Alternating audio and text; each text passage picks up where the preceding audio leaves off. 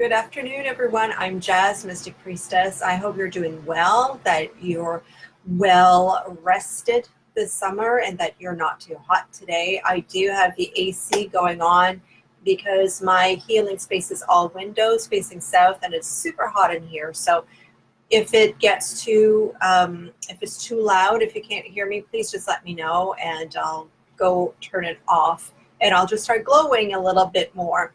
So I wanted to come online to you today and talk to you a little bit about Mercury retrograde. You know that I've talked a little bit about him in the past few weeks because Mercury is the topic of the month in the Goddess Wisdom Circle.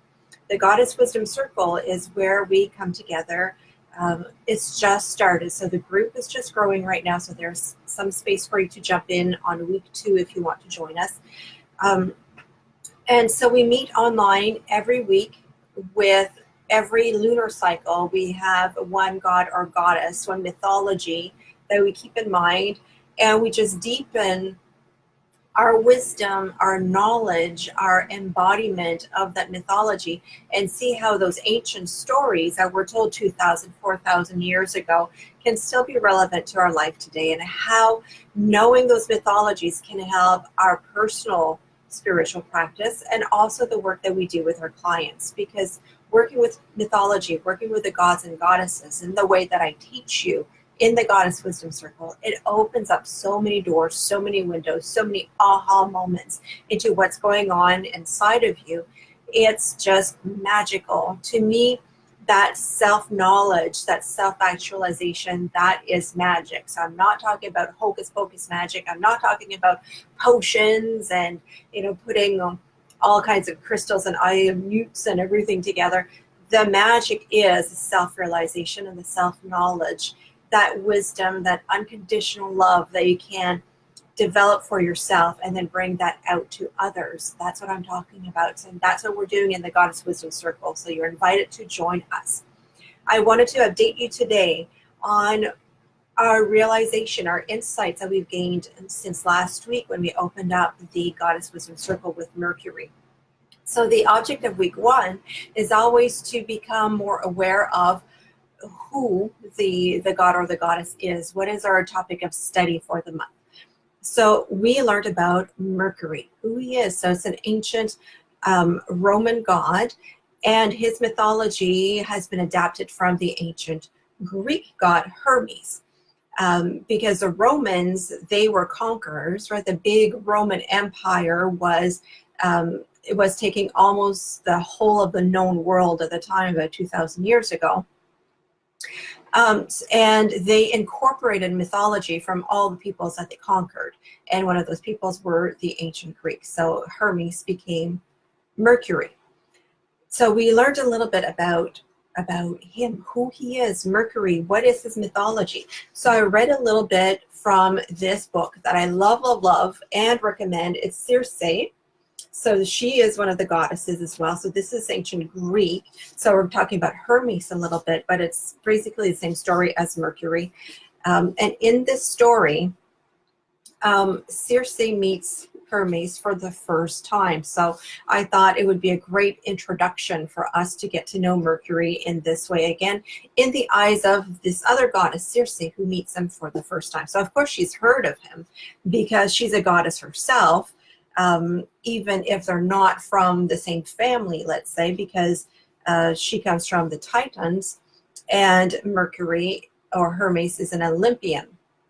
So there's already some family squabbles there, but they can still kind of know the stories between each family. So I want to read a little bit of the story for you so you get to get a feel for Mercury, and then I will share with you some of the insights that we gained in the group, and some of my insights after a week of working with Mercury and talking to him in my mind. And then, you're invited to join us tomorrow night for more of this self-awareness. So this is from chapter 8 of Circe. Ready for story time? Here we go. It was sunset. My father's face already dipped beneath the trees. So Circe's father is a god Helios, the sun.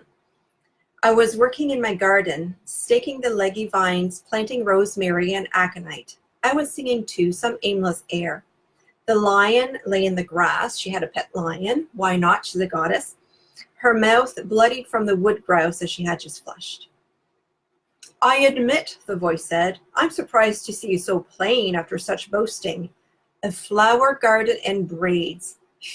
You might be any country girl. The young man was leaning against my house, watching me. His hair was loose and tousled, his face bright as a jewel. Though there was no light to catch them, his golden sandals gleamed.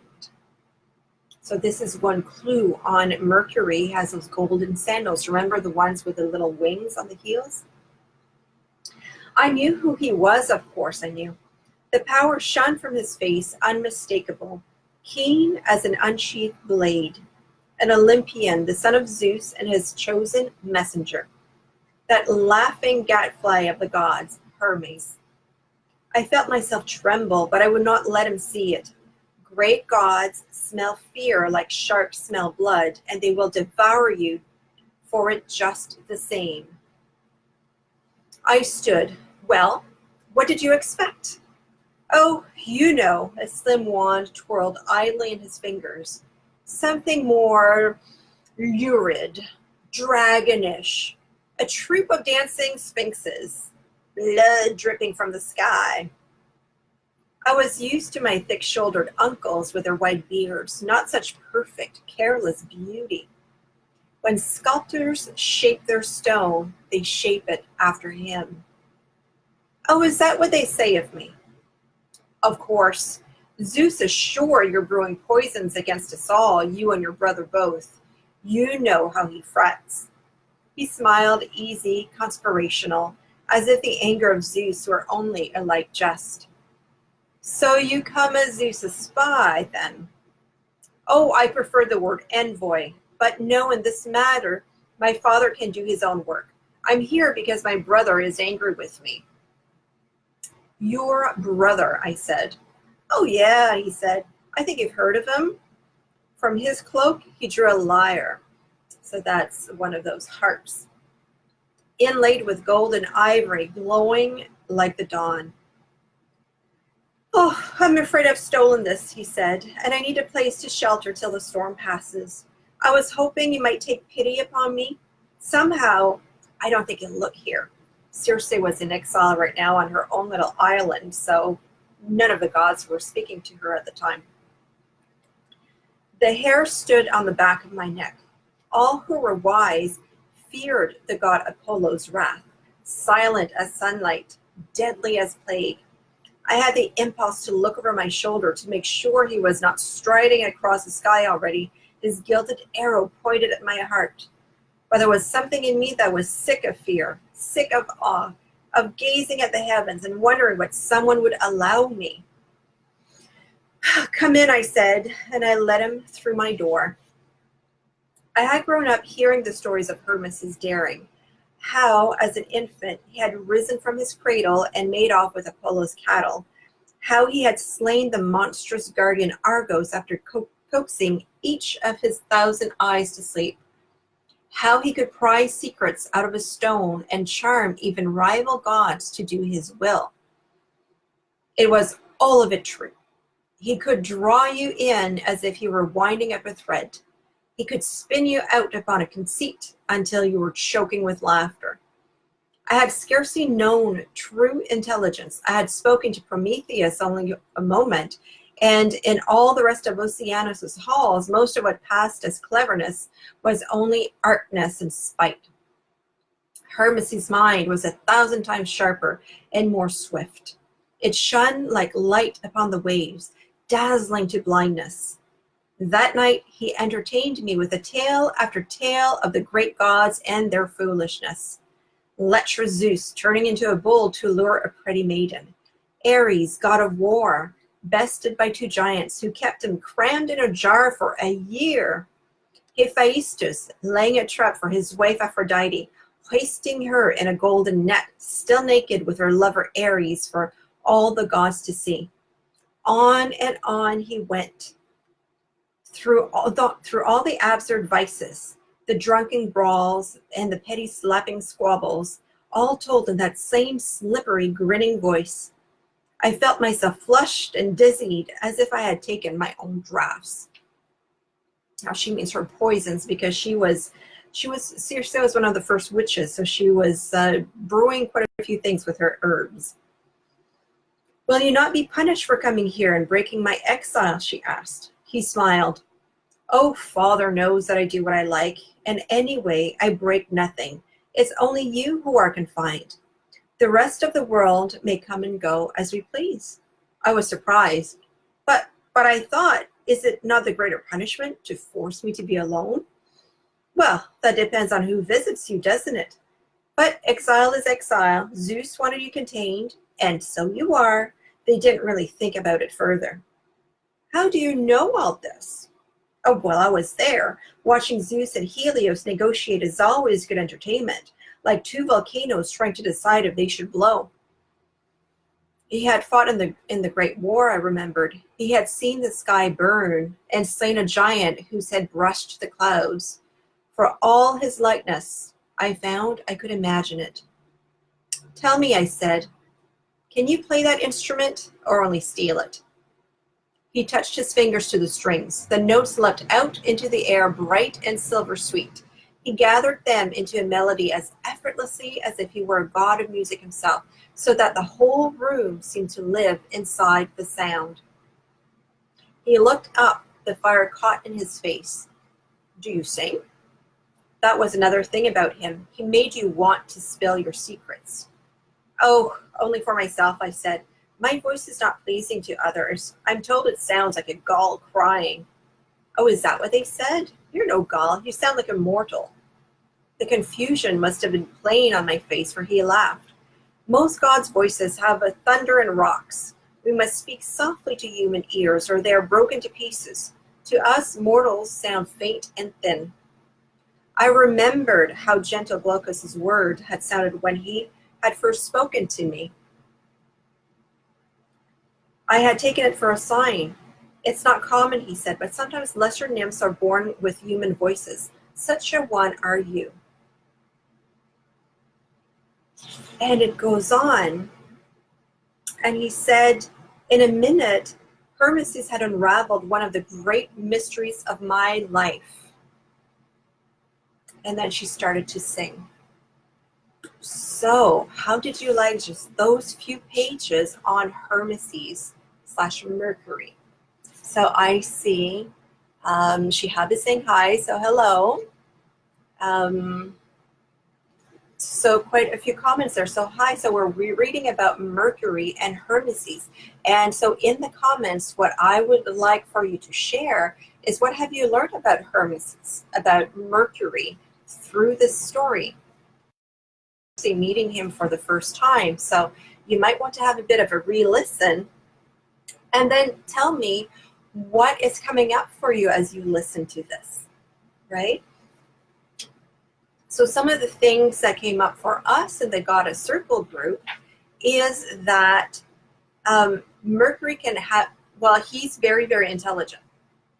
And one of his signs of Mercury is air, so that is thought. So his thought is very, very precise. And as we can see in the story, he's very quick. He can think about loopholes.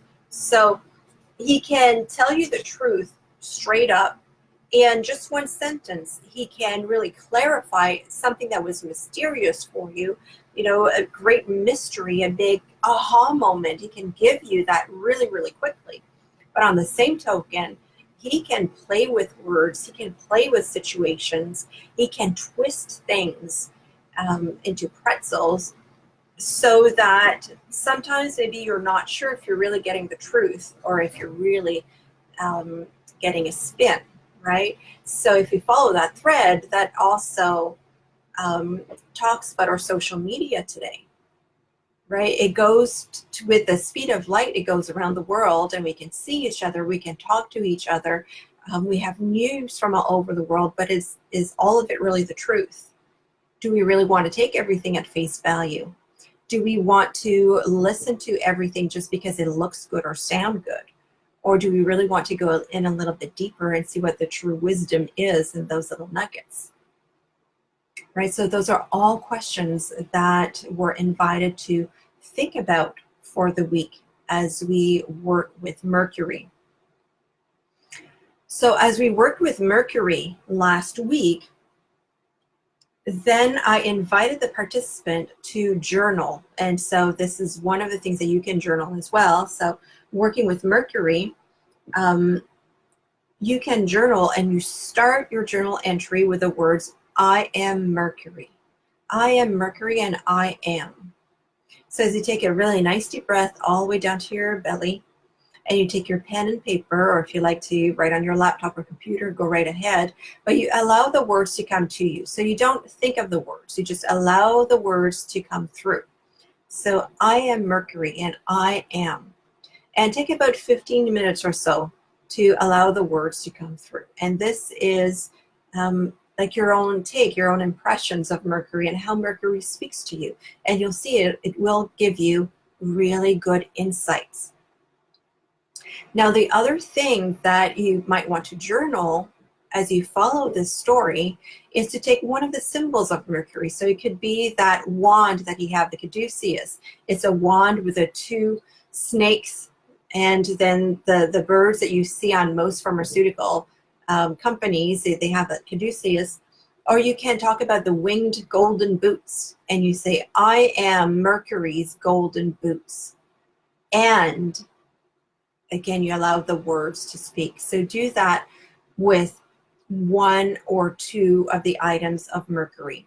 And again, just see what comes up for you. This is your own wisdom. This is your words. This is your discovery, your journey. So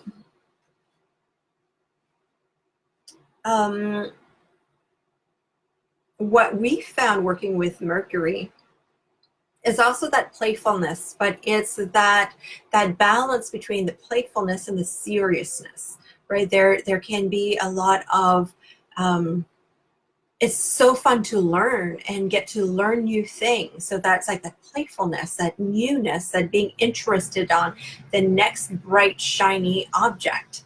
Mercury loves that, but at the same time, there's that seriousness. There's a fighting, there's a war of the Titans.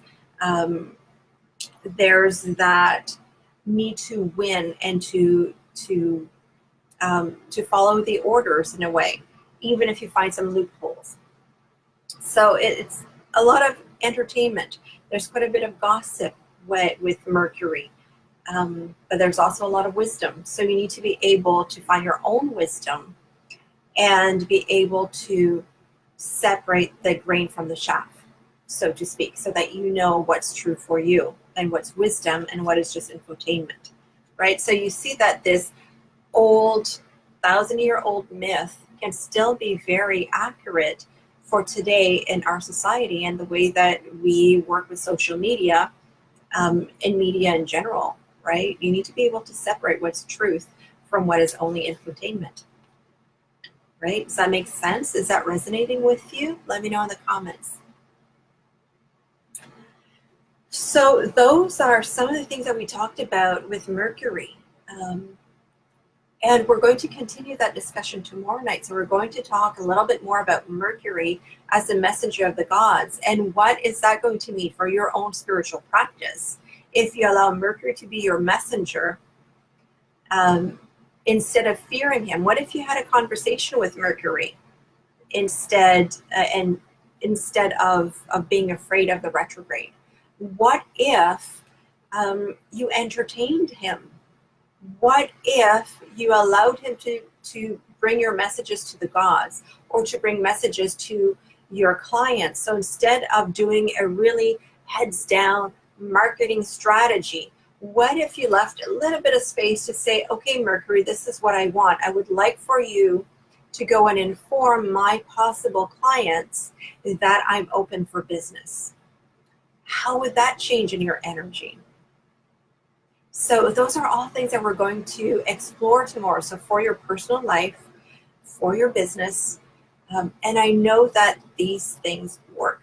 My first such spell that I did Like, so I think I was 15 years old, and I had asked Mercury, through my cat actually, to go tell this boy that I really liked him. And the next day he asked me out.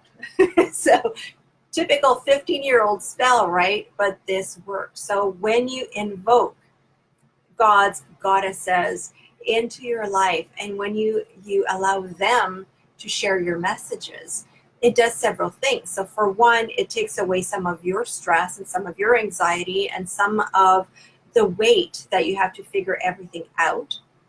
And it allows magic to happen the way that it can best unfold for you. So you need to know the what, because that is your message. So what are you going to tell Mercury? What is your message? What is your goal? What is your intention? You need to know the what, but leave the how up to him. So can you feel that this is going to change a little bit your relationship with your own manifestation processes, with your own spirituality? Let me know what comes up for you. You can put that in the comments as well. All right. So let's continue these conversations. And in the Goddess Wisdom Circle, these conversations grow over time, so that this week we're talking a little bit more about embodying Mercury. And then it's going to grow into doing a ritual and into doing some experiments and seeing how the embodiment of Mercury is going to change our lives. And we don't know in advance what's going to unfold, right? That is the mystery. That's a mystic part of Mystic Priestess. So I can't give you results in advance. It's something that you need to come in and experience for yourself. So I invite you to join me. You'll find the link in the description for this live. I'm really looking forward to seeing you there, continuing this conversation, wrapping up with love, and just have fun working with Mercury as your ally and not as your enemy. All right? See you next time. Bye for now.